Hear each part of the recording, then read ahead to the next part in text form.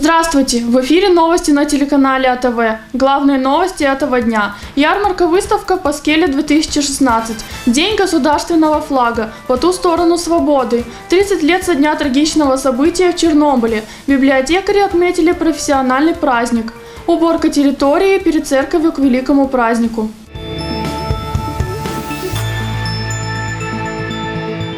В Доме культуры муниципия Камрад состоялась предпасхальная ярмарка-выставка Паскеля 2016. Такая ярмарка приносит огромную пользу, так как люди из различных социальных категорий имеют возможность приобрести товар по доступным ценам. Подробнее о проведении ярмарки смотрите в нашем сюжете. В 12-й раз распахнула свои двери предпасхальная ярмарка-выставка «Паскеля 2016» в Доме культуры муниципия Камрад. Организатором ярмарки выступила торгово-промышленная палата Гагаузии в партнерстве с Примарией столицы автономии. Открывая ярмарку, директор торгово-промышленной палаты Гагаузии Михаил Пашалы отметил, что целью данного мероприятия является продвижение местных товаров, сохранение православных традиций и удовлетворение покупательского спроса людей разнообразием товаров для праздничного стола.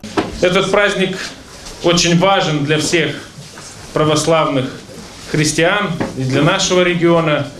И нам очень приятно уже не 10-й, а 12-й раз проводить данную выставку-ярмарку здесь, в Камраде. Она уже стала традиционной.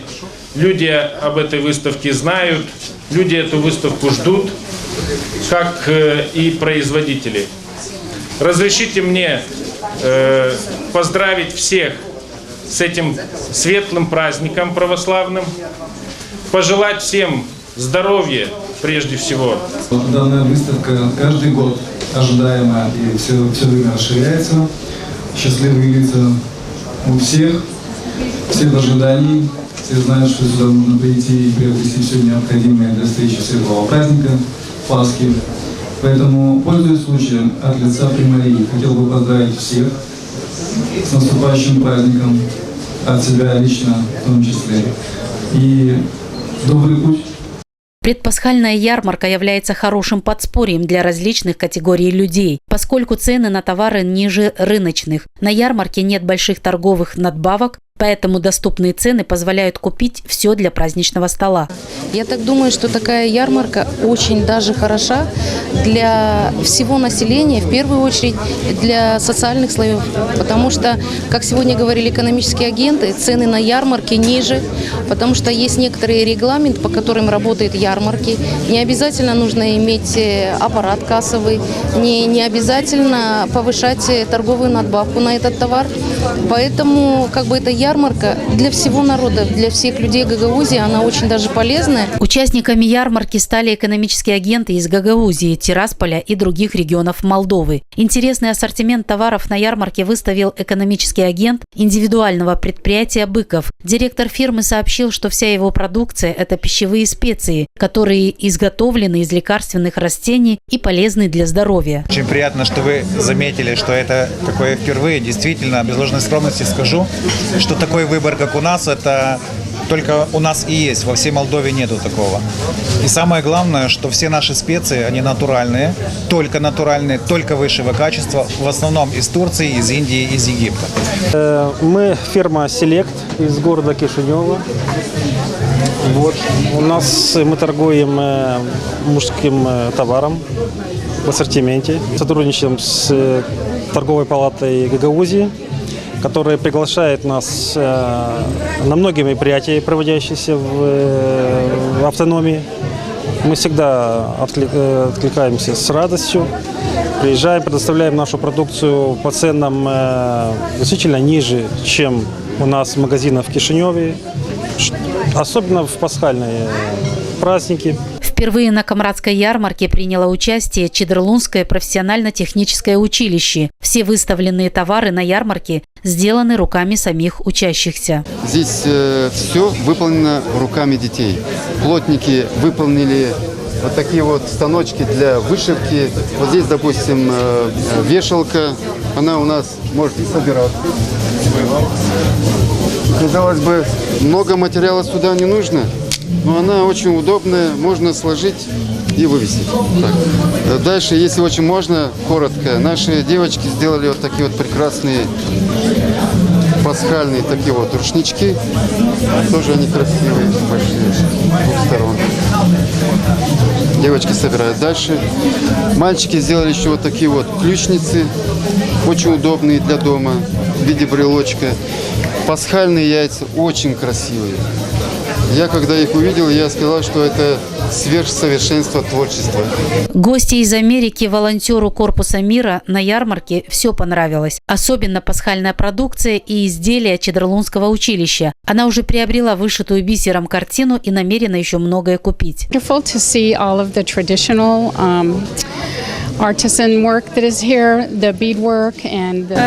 Очень понравилась выставка. Мне очень нравится, что представляют именно традиционные какие-то изделия. Есть различные украшенные пасхальные яйца. И очень понравилась выставка профессионального училища, где ребята, которые учатся по профессиональным специальностям, могут представить свою будущую профессию, свои навыки и продемонстрировать их посетителям выставки. Поэтому я очень рада, что я здесь. Мне очень нравится сегодняшняя выставка. Первый же день открывшейся ярмарки было много покупателей. Все они отметили необходимость этой ярмарки и приемлемые цены на товар. Очень приятно, что у нас ежегодно в Камрате проводится такая ярмарка пасхальная. Есть возможность людям приобрести все желаемые продукты. И я тоже сегодня пришла для того, чтобы купить то, что мне необходимо. Я уже не пеку сама Пасху, а пользуюсь то, что другие производственники для нас пекут. Каждый год, когда открывается эта ярмарка, посетить ее. Здесь, в общем-то, есть и местные производители, и приезжие. И я прямо скажу, что и цены приемлемые. Поэтому я очень рад, что открыта эта ярмарка. И стараемся отовариться здесь. Предпасхальную выставку-ярмарку в Камрате можно посетить ежедневно с 9 до 19 часов до 29 апреля включительно.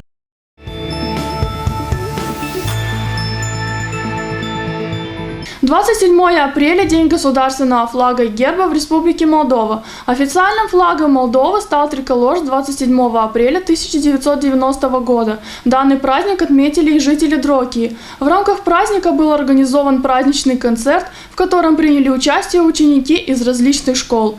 О том, как жители Дрокии отметили данный праздник, смотрите далее. 27 апреля Республика Молдова отмечает День государственного флага и герба. По всей стране сегодня были организованы различные мероприятия. Праздничная церемония прошла и в городе Дрокия. Государственный флаг – это символ национальной идентичности. Соответственно, каждый гражданин Республики Молдова, как истинный патриот, должен его почитать и любить. Мы должны его оберегать, ведь пока у нас есть национальный флаг, мы независимый народ, независимая страна. Это долг каждого гражданина от мала до велика – продвигать национальные ценности, традиции, символы, которые определяют нас как народ, как государство, как страну. В рамках мероприятия ученики из различных городских учебных учреждений танцевали, пели и читали стихи, посвященные национальным символам.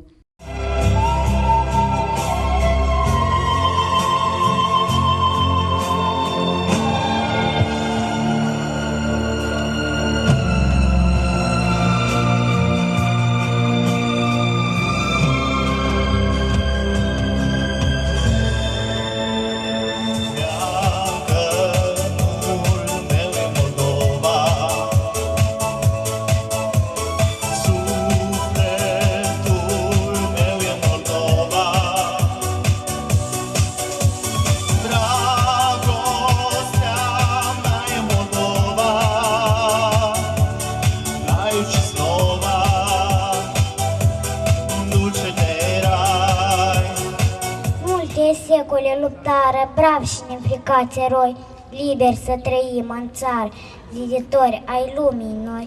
Cât pe cer și cât pe lume vor fi astea trei culori, vom avea un falnic nume și un falnic viitor. Iar când fraților măi duce de la voi și fi să mor, pe mormânt atunci să-mi puneți mândrul nostru tricolor. Чтобы почтить государственный флаг, многие жители города Дрокия присутствовали на мероприятии. Триколор был объявлен официальным флагом Республики Молдова 26 лет назад. Триколору significa Moldova. Триколор обозначает Молдову, молдавский народ, наши родные края. Первый символ статуи. Это символ нашей страны. Флаг – это государственный символ, который мы должны почитать, беречь и хранить близко к сердцу, к душе. Триколор стал официальным флагом Молдовы 27 апреля 1990 года решением первого парламента страны. 20 лет спустя, в 2010 году, парламент объявил эту дату Днем государственного флага. Торжественные мероприятия по этому случаю впервые были проведены в 2012 году. Сегодня в Дрокии также почтили городской флаг и герб.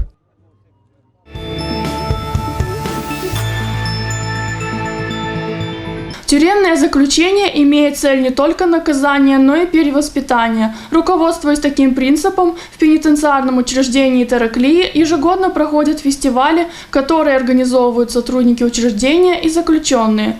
Юмор «Зонтик мудрецов». Под таким названием фестиваль прошел в этом году. Подробности данной темы смотрите далее.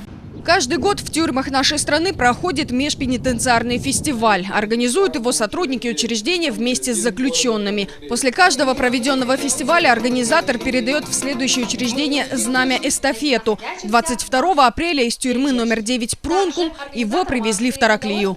Этот фестиваль называется «Культурный Ивантай». Культурный Ивантай. В данном мероприятии обязательно участвуют заключенные, которые отбывают наказание в воспитательных целях. То есть они здесь показывают свой талант, имеют возможность встретиться с родственниками и, естественно, показать свои актерские таланты. И, соответственно, мы занимаемся внедрением их в социальное общество. То есть, чтобы они не находились без занятия, постоянно были заняты чем-то. Соответственно, и учились чему-то, приобретали какие-либо навыки.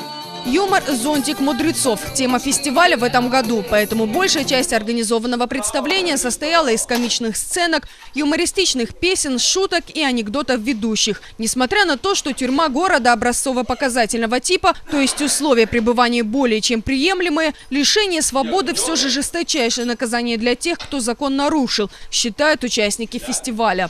Мы стараемся помогать, вовлечь осужденных для того, чтобы они отбывали наказание и пришли к тому, что они должны все-таки исправиться для того, чтобы они пошли домой к своим семьям.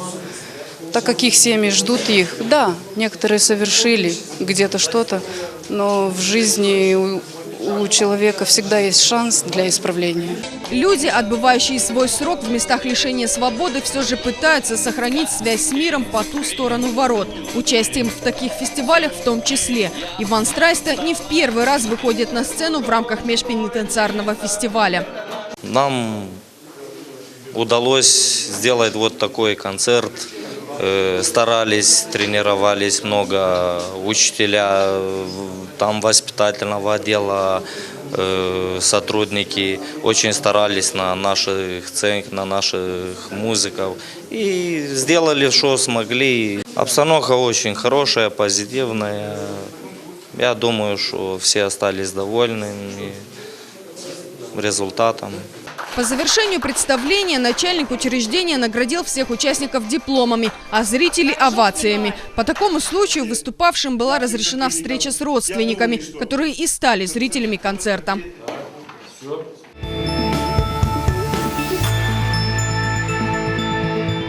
Со дня взрыва атомного реактора в Чернобыле прошло уже 30 лет, но это событие до сих пор в памяти всех людей. Такое невозможно забыть. Но помнят ли тех, кто рисковал жизнью ради спасения всех нас? О том, как относятся к ликвидаторам аварии сегодня, наши коллеги сняли сюжет в городе Тараклия. Подробнее об этом далее.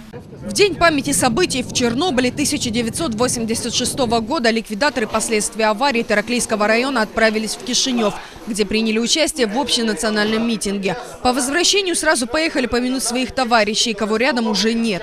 Прошло 30 лет со дня взрыва атомного реактора, а для 38 оставшихся в живых из 62 ликвидаторов эта дата стала очередным доказательством того, что о них забывают. Я не хочу, чтобы вот такое мероприятие, как в этом году, с вот таким настроением было, как у нас было с Иваном Ивановичем Шиганом. Мы просто убились. Мы имеем свои деньги в бюджете заложено, но нас проигнорировали, транспорт не дали, деньги, вот эти, которые должны были вот сюда дать, не дали. Мы еле-еле до 7 часов это дело закончили. Поэтому я хочу, чтобы на будущее наше руководство не игнорировало нами. Мы все-таки взрослые люди и побывали в таких местах. Мы в армии служили, на переподготовках были. Многие из нас не по одному, не по два, не по три раза были. Кто в армии, кто еще на переподготовке, кто еще в Чернобыль. И сегодня к нам такое отношение. Даже пусть не Чернобыль, но взрослые люди, к нам надо относиться как к взрослым людям. Скажу про Васю Дикиджи. Человек умер с голода, рак желудка. Мы с Иваном Ивановичем Шагановым, Ваня Дереволков здесь сидит. Он у нас на глазах умер. Еле-еле 1000 лет там выбили. Эти люди продали все, что могли продать. И винтовки у них были, он был охотником, и мотоцикл. Все продали, чтобы лечить этого человека, но его от рака никто не лечится. Но и наша власть относится к нам, я говорю как есть. Это не отношение. Поминальный стол, который собрал всех оставшихся в живых, был организован благодаря спонсорской поддержке. И митинг они все же провели, правда, на следующий день. Из приглашенных ими представителей властей приехал только мэр города. С каждым годом подвиг тех, кто отдал свое здоровье, исполняя приказ, спасая жизни людей от радиации, придается все большему забвению. В 1986 году, 31 мая на 1 июня, меня забрали прямо с гаража. Дежурный автобус был. Отвез ее в гараж, там уже наши начальники, уже механики, начальники все были в гараже. Сказали, заводи КАМАЗ, езжай в военкомат, там есть площадь, где собирается с каждой организации машина, техника, все это. Там переночевали в кабинах, там то все, утром построили перед машинами и сказали, на Чернобыль. Это было 31 мая, снова повторяюсь, на 1 июня. Побыл я 2 месяца, машина зараженная. Дали мне справку, что машина по ликвидации аварии на Чернобыльской АЭС заражена и остается в Чернобыле. Мне сказали отвезти ее в Рассох, и там был у нас ПСО, отстой. Вертолеты вот эти зараженные, пожарные машины, вся техника. Я отвез машину туда. И как получается, что мы как партизаны были, снова как демобилизовались. Приехал я оттуда, поработал 2 месяца еще, уволился, приехал я в Тараклию, устроился в Игустрой, у нас в Тараклии. И это получается, июнь-июль я был там в 86-й, а 12 января 87-го, через 5 месяцев, короче, стали забирать уже с Тараклии. И получилось так, что меня забрали 2-й раз. Это получается, мне в 23 года молодой парень.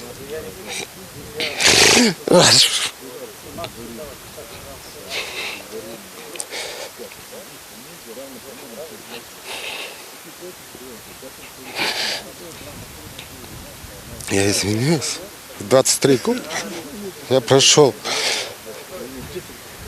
Афганистан. И 2 раза Чернобыль. А сейчас мы на данный момент, мы никому не нужны. Ни нашему правительству, ни нашей тараклийской власти. Говорят, будь, сейчас мне задают вопрос. Я говорю, так я был в Чернобыле, был в Афгане, 2 раза в Чернобыле.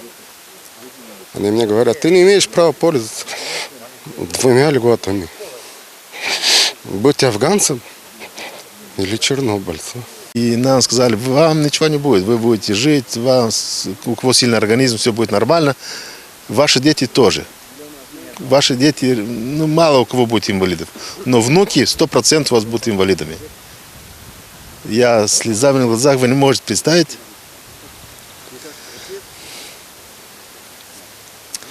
Как я ждал своего внука. И когда он родился, сейчас ему 5 лет, он жив, здоров, все нормально. Для меня больше никого нет. Для меня самое обидное, чтобы он был. Значит, я понял, что я не навредил никому больше. Но если Чернобыль навредил мне, черт с ним. Но главное, что я дальше не навредил. И вот этого всего больше всего я боялся от этого Чернобыля. Забота детей, родных – единственная радость для героев. Они стараются не думать о своем здоровье, которое тает на глазах. Прямо на митинге одному из ликвидаторов пришлось вызвать скорую помощь. Председатель общества и вовсе не мог прийти из-за плохого самочувствия. 3 года назад чернобыльцы заложили первый камень для памятника. Районным советом тогда были выделены 25 тысяч лей на эти цели. Однако на этом все остановилось. Как-то несерьезно относятся к этим ребятам, которые были. Хотя и я хочу сказать, что да, афганская война – это политическая война была. Но Великая Отечественная война, она закончилась уже. Ее... Но Чернобыльская война – это именно наше человечество спасали. Мы не отбивались от фашизма, мы не отбивались от каких-то душманов афганцев. Мы отбивались от зараженности, которая заразила бы и детей наших, и внуков, и всех, кто мимо там проходит. В 2012 году мы с Анатолием Петровичем, нашим представителем чернобыльцев Тараклийского района, нашли этот камень, поставили камень, как бы начало памятника. И после этого 2 года уже бегаем туда-сюда по нашим, по всем инстанциям, отбили нам участок, Примария дал нам участок, сделали генплан, при рядом прилежащей территории для парка, но при руководстве Александра Гороновского выделили 25 тысяч лей, райисполком, и больше никто ничего. Мы очень много писем, если не соврать вам, где-то 80 писем мы написали по всем малым предприятиям, по всем организациям. Написали 3 письма в руководящей нашей партии, которая сегодня у власти. Это в Демпартию написали, в Демпартию, в Либерально-демократическую партию, и в партию социалистов, и в партию усатов. 4 партии отправили письма, и с ни одной партии ничего еще мы, ни отзыва, никакого отзыва. В предвыборной кампании обещать гораздо все, говорят мужчины. Помощи от тех, кого они, возможно, спасли и обеспечили им здоровую жизнь, ждать не стоит. Необходимо рассчитывать только на себя и не опускать рук.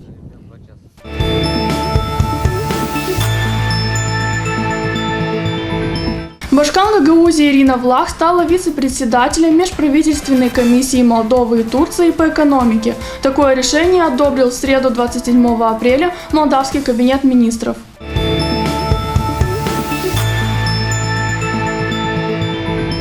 Уроженец Гагаузии отсудил у Молдовы в Европейском суде по правам человека около 85 тысяч леев. Суд признал нарушенным право заключенного на достойное содержание и постановил государству выплатить мужчине 3000 евро в качестве компенсации морального ущерба и 800 евро для оплаты услуг адвоката.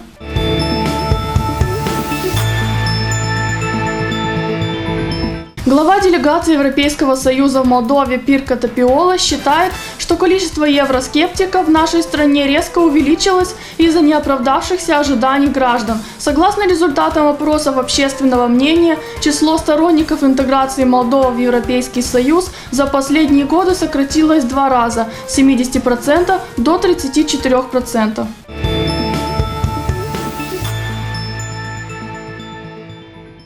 Камрадский футбольный клуб «Гагаузия Гуспорт» сыграет с лидером дивизии А «Спикулом» из села Кишкарень. Предстоящий матч состоится в пятницу 29 апреля в 220 километров от Камрата на городском стадионе в Санжирей. Начало матча в 16:00 часов.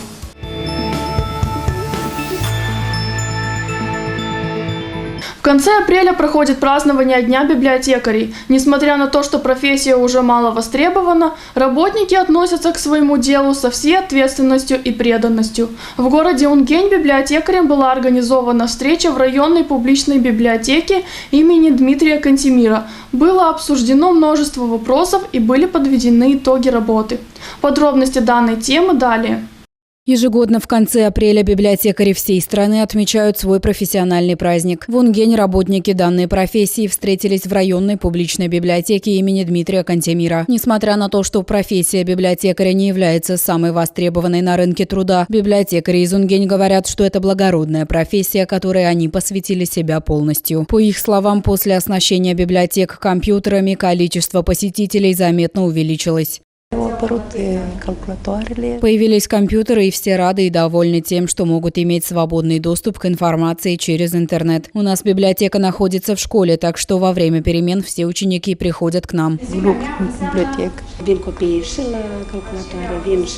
Дети приходят и чтобы посидеть за компьютерами, за книгами. Нужно успевать и в одну сторону, и в другую. В общем, работы стало в 2 раза больше, а зарплаты остались те же. Библиотекари в ходе праздника доказали, что у них очень много талантов, таких как приготовление еды, вышивание и изобразительное искусство. Помимо призвания быть библиотекарем, мы хотим продвигать и другие наши таланты. Среди нас есть великолепные художницы, люди, которые изумительно вышивают или превосходно готовят. Поэтому мы задались целью этим ежегодным мероприятием продвинуть их в рамках выставки под названием «Талантливые библиотекари».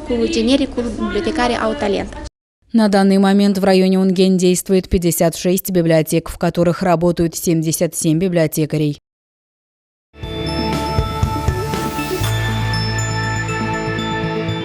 Чистая душа в чистой стране. Под таким девизом в нашей стране проходит предпасхальная неделя. По такому случаю в Басарабяске были организованы мероприятия по благоустройству территории возле церкви Святого Николая Чудотворца. Подробности об организации и проведении уборки далее. В преддверии пасхальных праздников сотрудники районной администрации решили привести в порядок территорию перед церковью Святого Николая Чудотворца города Басарабяска. Мы решили выбрать один объект и привести его в порядок в связи с пасхальными праздниками. Это как раз по теме, так как предстоит нашим гражданам посетить церковь, чтобы она, естественно, территория выглядела достойно на этот день. Для меня важно, как для руководителя района, чтобы центр города, как центр района, был чистым, был красивым. Поэтому мы сегодня вышли, все руководство районного совета, все управления, для того, чтобы привести в порядок центр нашего города возле церкви. Чтобы было красиво, чтобы людям было приятно сюда прийти в церковь, чтобы людям было приятно и находиться в нашем городе. Поэтому я думаю, это такая хорошая наша инициатива. Я думаю, что после этого выйдут и примарии, выйдут и другие учреждения для того, чтобы навести порядок в нашем городе.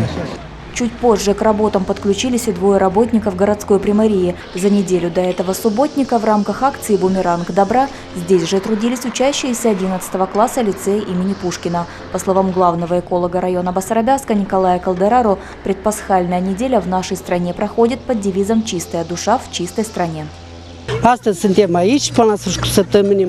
Все общество вовлечено в работы по благоустройству территорий, культурных объектов, церквей, кладбищ и так далее. В целом район подготовлен к праздникам на 80%. Осталось вывести весь собранный мусор, но, думаю, примары решат этот вопрос.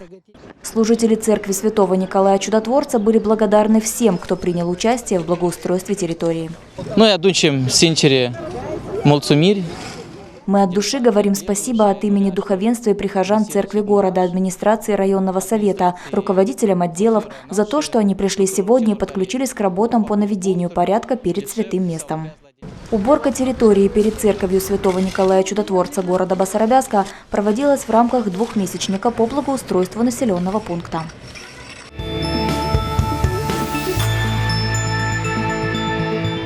Купить ароматную, вкусную и, главное, качественную сдобу для себя и своих родственников – задача всех людей в предпасхальные дни. Сегодня выпекание сдоб уже стало редкостью, и все задаются вопросом, где ее приобрести. Жители Тараклийского, Камрадского и Новоанненского районов будут иметь возможность приобрести во всех магазинах желаемый продукт производства фирмы «Мелина». Подробности этой темы в следующем сюжете. Пока жители города ежатся в теплых вещах, которые уже успели спрятать в самые дальние полки шкафов, сегодня температура воздуха с утра не выше 8, на хлебокомбинате «Мелина» сейчас самый жаркий период. Начался он еще 2 недели назад, разнося сладкий аромат сдобы в радиусе километра. Техника работает непрерывно, замешивая тяжелое тесто с цукатами и изюмом. Сегодня сотрудницы завода готовят маленькие пасхальные куличи. Никаких химических вредных добавок в изделиях нет, уверяют женщины. Дрожжи, маргарин, сахар, казанак – все это в пасках. Добавляем в конце изюм, цукат. А затем формируем паски, делаем. Килограммовое плетение, 700 делаем плетение. Остальное 400 шоколадом делаем. Маленькие, большие, короче, разные. И плюс еще рулеты с шоколадом, с повидлом, с орехами. За сутки сколько пасок вы можете сделать? Ой, разное. И 2000, и 3, и 4. А за сутку 4, 4300, 4500. Да. Приходим в 8, уходим в 8, иногда позже. Несмотря на то, что завод оснащен современной техникой, без человеческих рук здесь обойтись нельзя. Сформировать изделия, разложить по формам, поместить в печку, вытащить из печки. С пылу, с жару маленькие пасхальные куличи выстраиваются в очередь. Дальше их ждут украшения и глазировка. Все, каждую пасочку мы берем вручную, мажем горячей фондатом, украшаем карамелечкой, она у нас термо.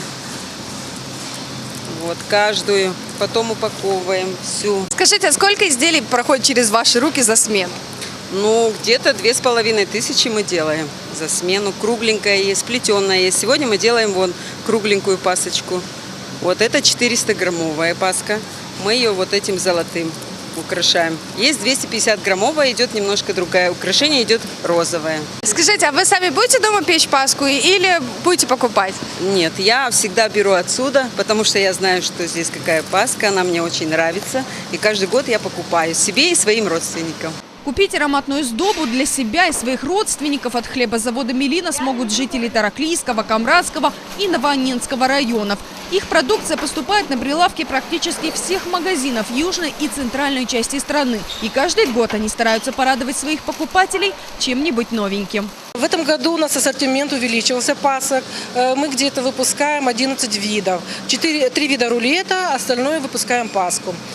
Паски у нас разных видов. Килограммовые, 750-граммовые, 400-граммовые. Вот новый вид пасок, паска с шоколадом. Очень превосходная вкусная паска, пользуется очень спросом большим. Есть и маленькие пасочки, 150-граммовые, 250-граммовые. Очень большой спрос на наши пасхальные изделия.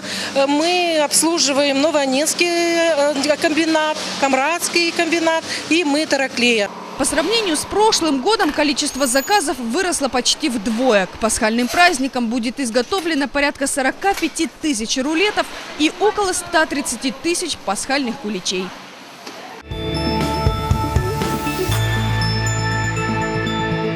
В этом году в апреле молдавский спортсмен, уроженец города Басарабяска Станислав Раница, завоевал пояс чемпиона мира в весовой категории 65 килограммов, став победителем гала-кок. Молодой человек будет представлять Республику Молдова на международных соревнованиях, которые пройдут в Японии. Подробнее далее.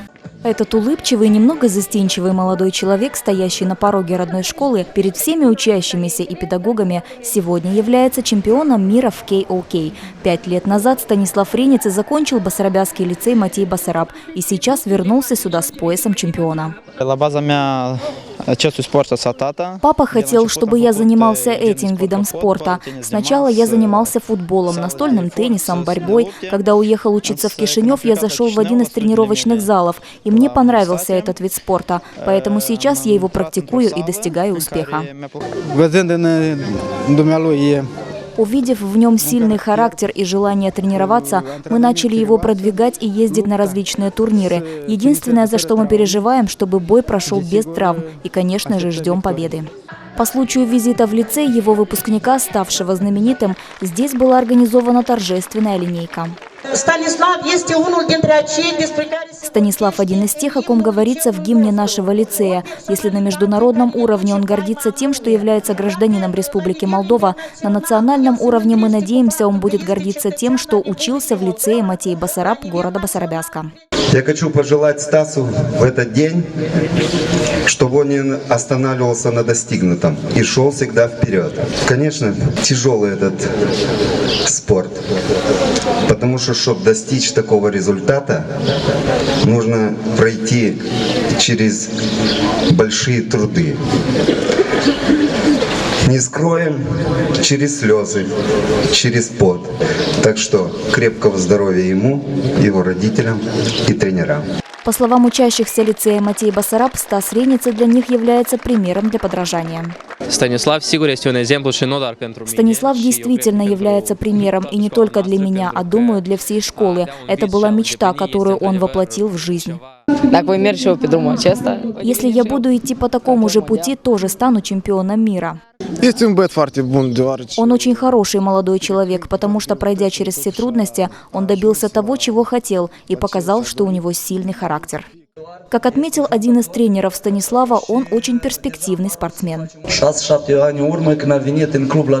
6-7 лет назад, когда он пришел в наш клуб, он был еще маленьким мальчиком, но в его глазах была искра. Мы, тренеры, тогда сказали сразу, что он добьется хороших результатов. Так и получилось. За эти годы было много боев, среди них были и тяжелые для Станислава. Были моменты, когда он стоял на краю пропасти, готовый упасть. Но мы всегда рядом и его поддерживаем вместе с его родителями. Мама во время любого боя всегда с нами. Я видел на боях и Примара, и первого тренера Станислава. Это дает нам хорошую мотивацию идти к победе.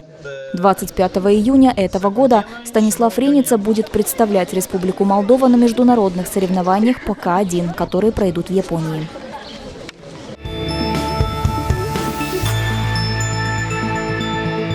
Это все новости на сегодня. В студии работала Елена Челак. Больше наших новостей вы можете посмотреть на нашем новостном сайте atv.md. До встречи в эфире!